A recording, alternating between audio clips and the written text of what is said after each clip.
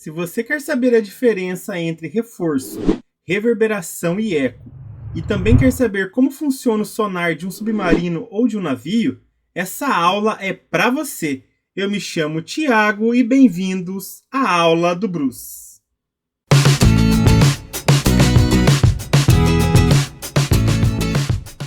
Hoje, então, vamos falar um pouco aí sobre reflexão das ondas sonoras.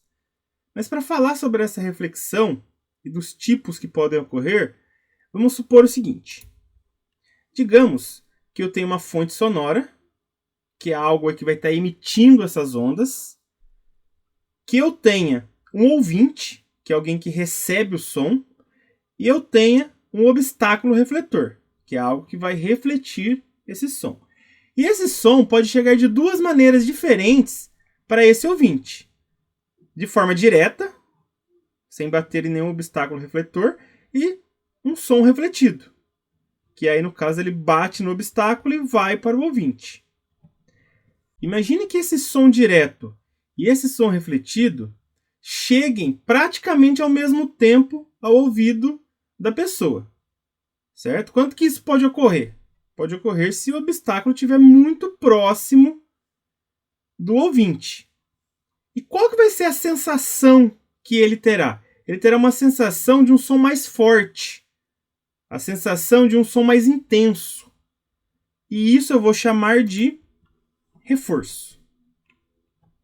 Praticamente é zero a diferença de tempo para ele receber o som direto e o som refletido. Pode acontecer também o seguinte, esse obstáculo está um pouquinho mais distante, de tal maneira que o som direto chega um pouco antes do som refletido. Só que nesse caso, ele vai perceber o que? Um prolongamento do som. O som direto ainda não terminou, mas já está chegando o som refletido, de tal maneira que a sensação dele vai ser de prolongamento sonoro. Isso ocorre bastante em teatros, em cinemas e por aí vai. Nesse caso, o nome que a gente dá é de reverberação. E a reverberação sempre vai ocorrer quando o intervalo de tempo para chegar ao som direto e o som refletido seja maior do que zero e menor do que 0,1 segundos. No caso aí, 1/10 de segundo.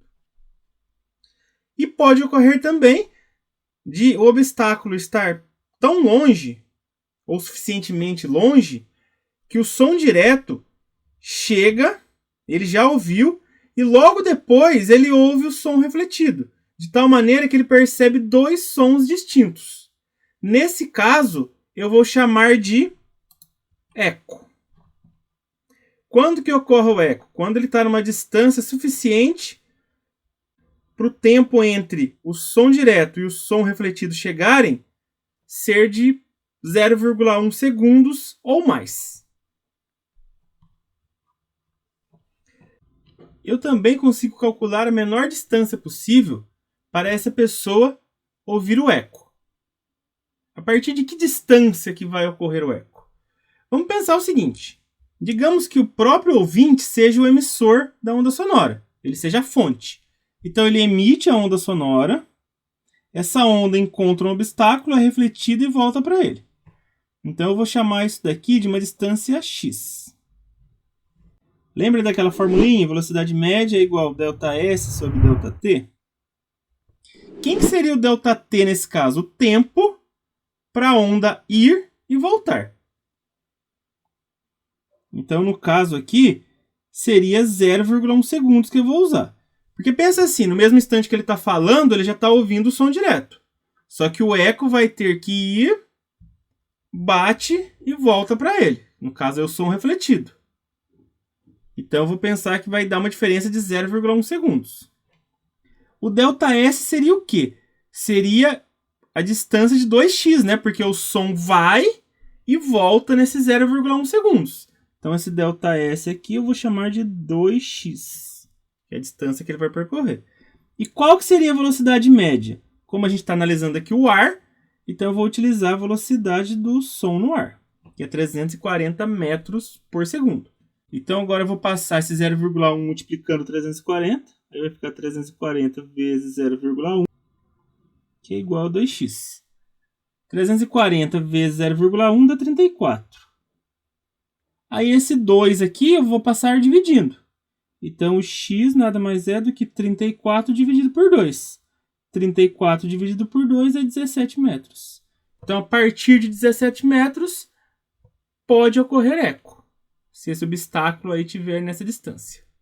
Inclusive, algo parecido ocorre com os sonares. Os navios submarinos apresentam esses dispositivos. Como que eles funcionam? Eles emitem uma onda, geralmente aí na faixa do ultrassom.